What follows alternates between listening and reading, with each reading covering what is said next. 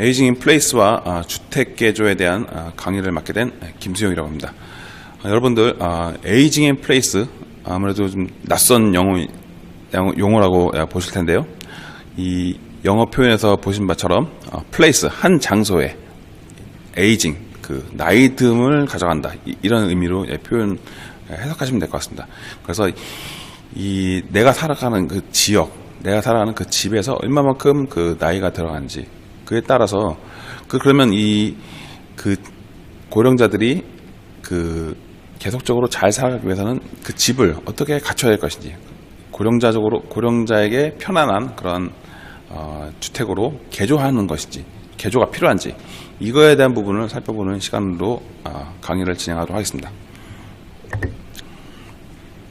강의 목차인데요. 첫 번째는 에이징 인 플레이스, 그리고 에이징 인 플레이스와 이제 기술이 결합된 내용들을 한번 살펴보도록 하고요. 다음으로는 주택 개조에 대해서입니다. 주택 개조의 필요성과 주거 환경 개선, 환경을 개조하고 그에 따른 주거 환경 단계, 어떻게 그 주거 환경을 갖춰야 될 것인지 부분을 살펴보도록 하겠습니다. 에이징 인 플레이스. 에이징 인 플레이스, 약어로 AIP라고도 표현을 합니다. 미국의 AARP라고 미국 전미 은퇴자 협회가 있습니다. 여기는 이제 미국의 50세 이상 분들이 회원으로 가입하는 큰 비영리 조직이라고 하는데요. 회원 수가 한 3천만 명 가까이 굉장히 많은 수의 50대 이상 분들이 가입하고 있는 그 단체인데 거기서 이 조사를 하나 한 적이 있었습니다. 그러면 여러분들이 50세 이상인 분들이 여러분들이 나이가 들어서도 어디서 살고 싶으냐 이걸 한번 조사해 보니 그 중에 84%가 가능한 한 오랫동안 자기가 현재 살고 있는 집에서 살고 싶다는 응답이 있다는 것이죠. 이런 것을 살펴보면은 이 나이가 들어서도 내가 살고 있는 집, 내가 살고 있는 이 지역을 떠나지 않고 생소한 곳에 가지 않고 이 친숙한 곳에 계속 머물고 싶어하는 에이징 인 플레이스에 대한 욕구가 있다는 것을 확인할 수 있다는 것이죠.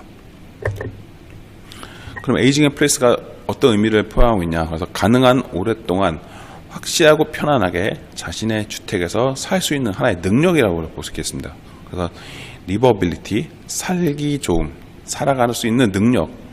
그러면은 필요한 부분들이 건축 설계에 대한 부분도 필요하고 돌봄에 대한 그리고 서비스에 대한 기술이 함께 결합이 될 필요가 있다는 것이죠. 그리고 그에 따라서 이 고령자들이 함께 잘 그 지역에서 살아갈 수 있게끔 하는 그 소통적인 측면, 고용, 보건, 건강, 안전, 복지 여러 가지 영역들이 함께 결합된 부분이라고 볼 수 있겠습니다. 그 외에도 에이징 인 플레이스는 세 가지로 또 정의를 할 수 있는데요. 자신의 집과 지역에서 나이, 소득, 생활 능력과 상관없이 안전하고 독립적이며 편안하게 살 수 있는 능력이라고 표현하고요. 두 번째로는 나이가 들어감에 따라 거주 선택한 공간에서 가능한 한 오랫동안 생활하는 것으로 표현하고 있습니다. 세 번째로는 시간이 흘러가면서 변화되는 부분에 필요한 서비스 또는 지원을 받을 수 있다는, 받아야 된다는 것을 이제 의미하고 있죠. 에이징 플레이스가 왜 중요하냐? 첫 번째로는 배경으로서 65세 이상 노인의 거주 형태는 자신의 거주지에서 배우자와 동거 또는 독거 형태로 살아가는 부분이 일상적이죠. 일상 업무, 건강관리, 생활로 인해 나이가 들어감에 따라 삶의 질도 떨어지는 경우가 발생할 수 있습니다. 미국 같은 경우에는 2000년경에 3,500만 명의 65세 이상 노인이 2030년에는 7,150만 명 늘어날 것으로 예상된다는 것으로서 고령화가 미국도 크게 일어난다는 것이죠. 이에 대한 수치는 미국 전체 인구의 20%에 도달한 것으로서 굉장히 많은 그런 그 고령자의 그 비중이 커질 수 있다는 것입니다.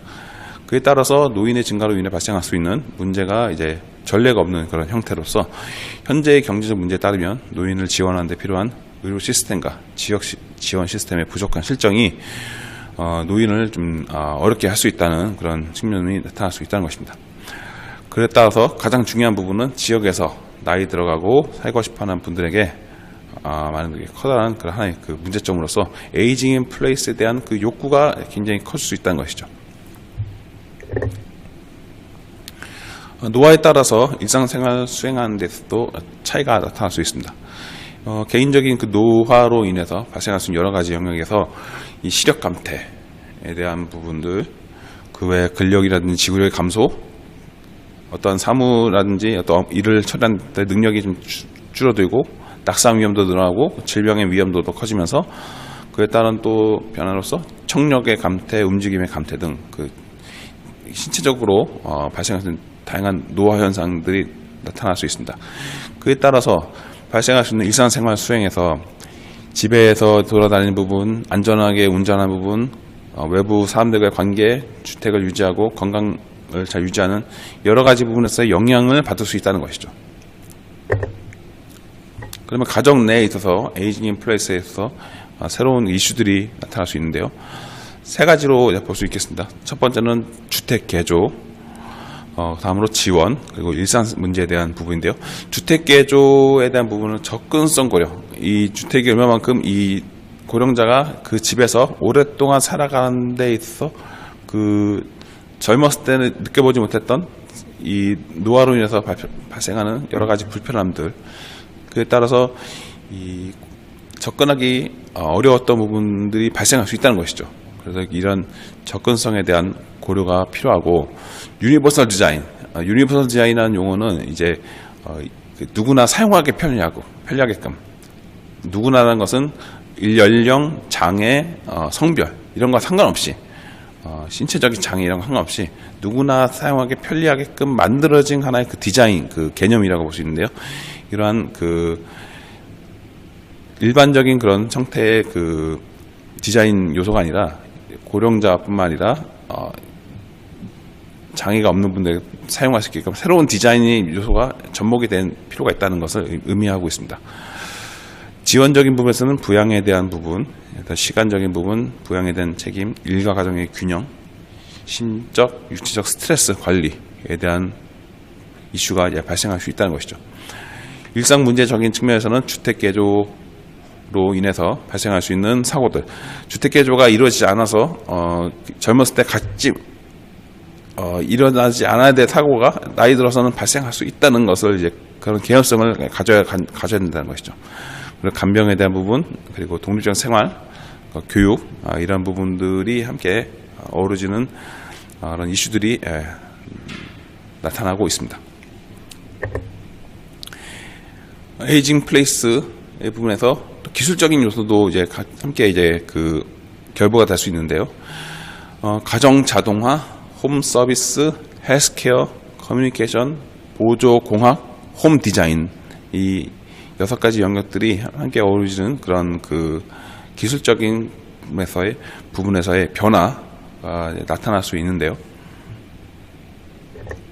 좀 더 살펴보면은 자동화, 이 에이징 인 플레이스를 하기 위해서 집이 어떻게 변화될 것인지에 대한 기술적인 측면을 한번 살펴보면은 크게 3가지로 구분해 볼 수 있습니다.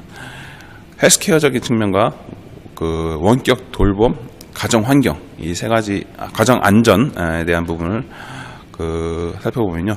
헬스케어적인 측면에서는 원격 모니터링에 대한 그 부분들, 이 복약 알림, 그 일상적인 의료 테스트, 의료 컨설팅, 의료 코디네이팅, 이런 의료와 그리고 그 간병에 대한 이 노인에 대한 모니터링, 어떤 그 삶을 의료적인 부분들을 잘 보완할 수 있는 그런 부분들을 이제 확인할 필요가 있다는 것이고요.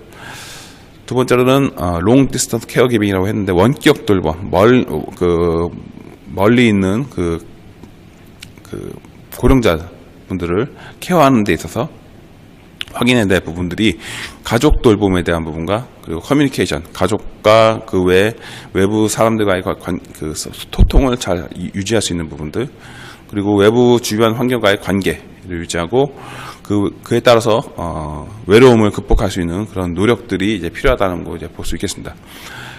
가정 환경 안전적인 부분에서는 이거는 좀 물리적인 그런 부분하고 관계된다고 볼 수 있겠죠.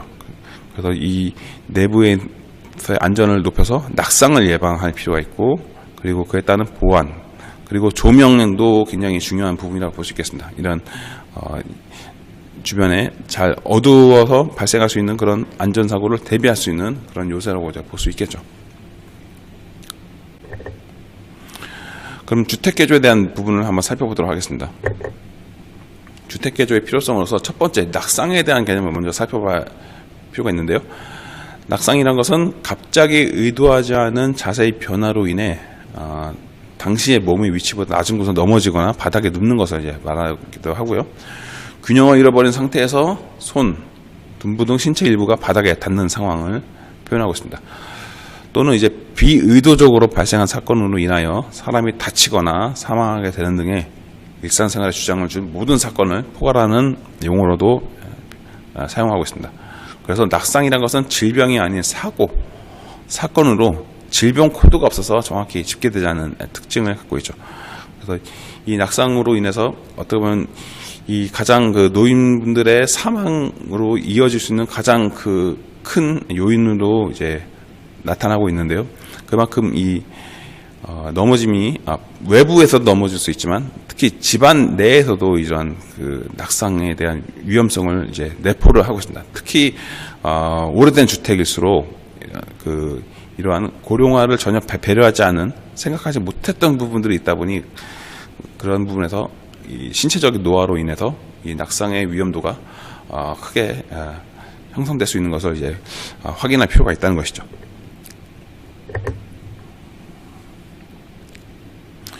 주택개조가 필요한 또 이유 중에 세 가지 부분들이 있는데요. 첫 번째로는 고령자의 재택생활 시간이 연장되고 있습니다.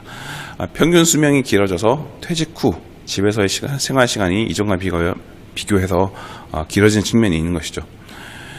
그에 따라서 노화로 인해 심신기능의 저하로 인해 고령자에게는 집안 내에서의 불편, 부자유한 일상생활 수행 능력이 증가할 수가 있습니다.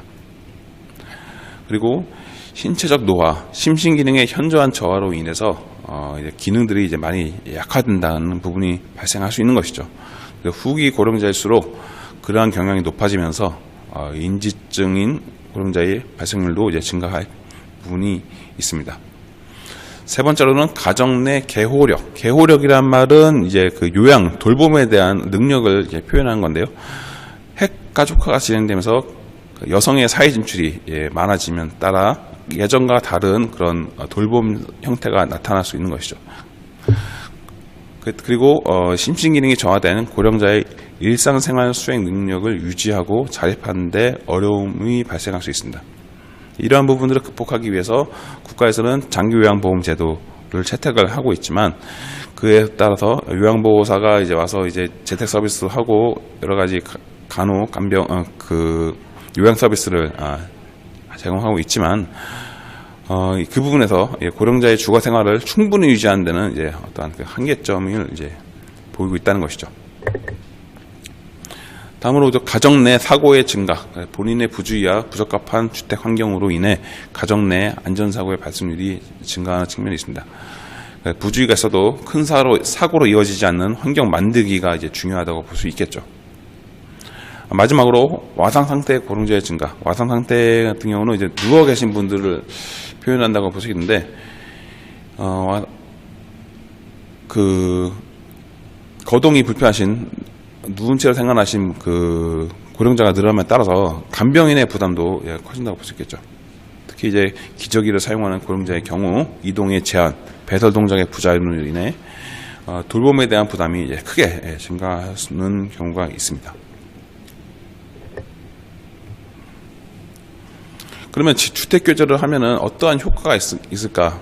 크게 세 가지로 볼 수 있는데요. 심신의 자립과 의욕의 확대, 그리고 두 번째로 개호력과 개호량의 경감, 그에 따른 해방, 세 번째로는 가족관계의 원활화가 이제 나타날 수 있다는 것입니다.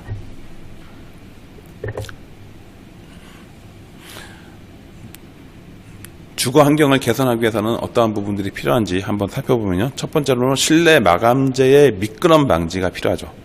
아무래도 이 낙상이라는 것이 미끄럼으로 인해서 발생하는 경우가 상당수가 있다 보니 특히 이제 욕실이라든지 화장실, 거실, 침실 등에서 가장 빈번하게 발생하고 있는 안전사고로서 미끄러짐이 있다는 것입니다.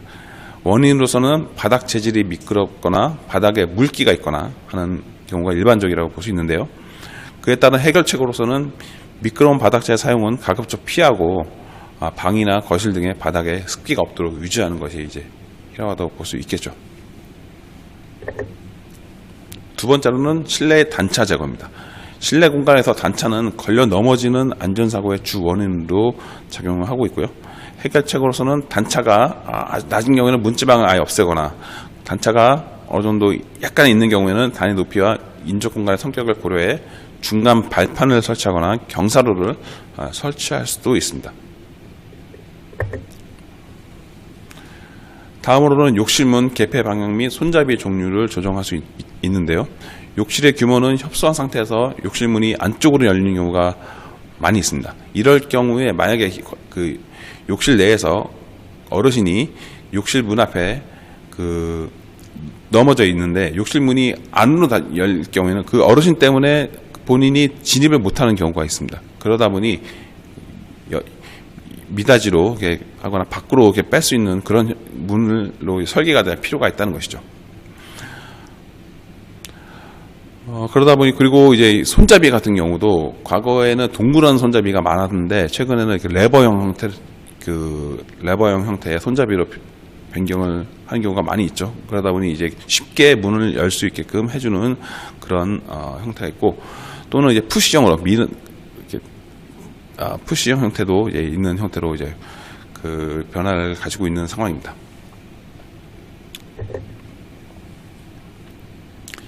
비상 연락 장치 설치 현상으로서는 침실, 화장실 등의 노인의 안전을 위해서 노인의 안전사고에 대비한 빠른 대응을 위해서 갖춰주는 필요가 있다는 것이죠. 비상 연락 장치를 갖추고 주방 등에는 화재 경보기 등을 설치할 수가 있고요. 그 외에도 이제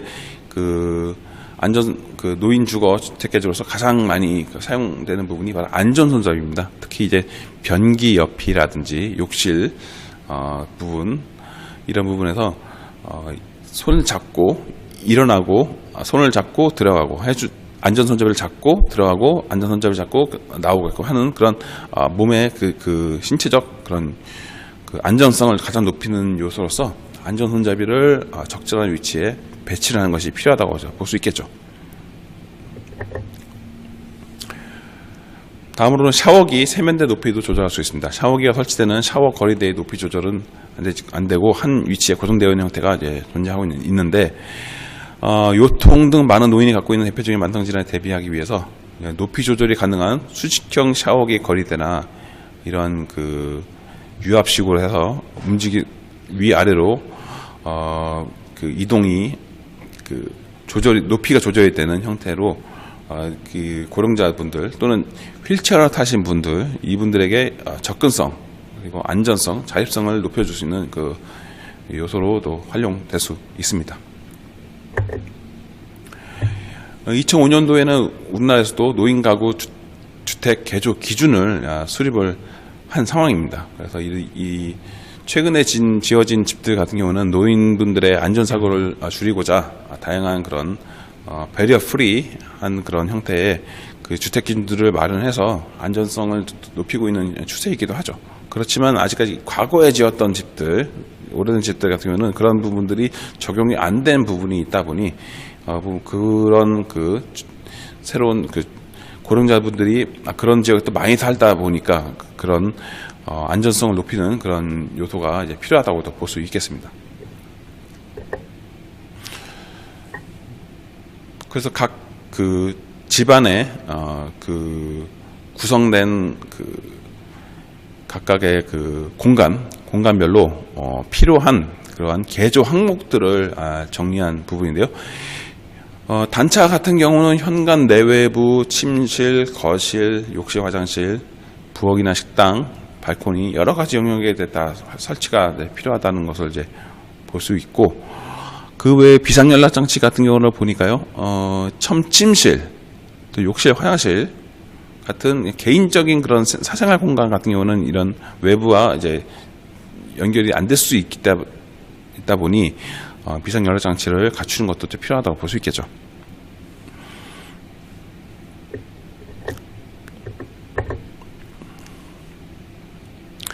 그 외에도 이제 욕실과 화장실에 가장 많은 그런 낙상의 위험도가 높다 보니 욕조 및 욕실 바닥을 개조한다거나 미끄럼 방지 처리, 욕실 문을 바꾼다거나 욕조 주변 안전 손잡이를 갖춘다거나 양변기 주변 목욕용 전용 의자를 설치한다거나 세면대 주변에 안전 손잡이를 설치한다거나 하는 그런 안전 손잡이의 그런 설치가 가장 많이 이루어질 수 있는 것이 바로 욕실과 화장실 부분이라고 볼 수 있겠습니다.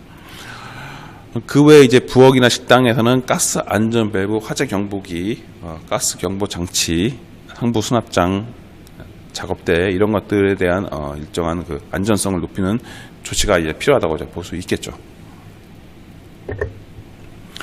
마지막으로 주거 개조의 흐름입니다. 또한 그 집을 새롭게 고령자에게 맞게끔 변경을 하고자 할 때는 여러 가지 단계가 이제 필요한데, 첫 번째로는 신청과 상담을 통해서 하고 관련된 그런 노인 주거 개조 전문가분들이 와서 실제 집이 어떤지를 확인할 필요가 있는 것이죠.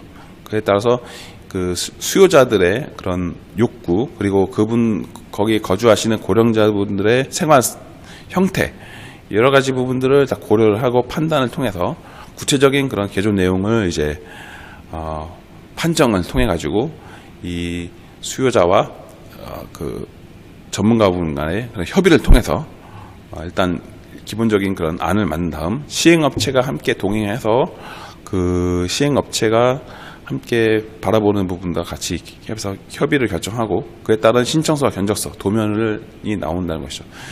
그에 따른 그 기본적인 그 내용이 갖춰지면 그 후에 공사가 이루어지고, 그에 따라서 공사가 이루어진 다음에 잘 이루어진지 검사를 하고, 그에 따라서 실제 사용량에 따라 발생할 수 있는 여러 가지 효과 이런 것들을 측정을 해가지고 문제 해결이 발생한다면은 그에 따른 확인을 하는 절차 이런 것들이 필요한 단계로 이루어진다고 볼 수 있겠습니다. 그렇듯 주거 개조에 대한 노인 주거 개조에 대한 부분은 우리나라 같은 경우도 이제 일정한 부분 그 국가에서 장기요양보험에서도 약간의 그 비용을 대면서 개조를 할 수 있게끔 하는 그 정책으로 변화가 되고 있는 상황인데요. 이 노인 주거에 대한 부분을 잘 함으로써 고령자분들이 시설에 머무는 것이 아니라 자기가 살아가는 집, 자기가 살아가는 지역에 오래 살 수 있게끔 해주는 하나의 지원 정책으로 활용될 수 있을 거라고 보고 있습니다. 그럼 이상 에이징 플레이스와 노인 주택 개조에 대한 강의 마치도록 하겠습니다. 수고 많으셨습니다.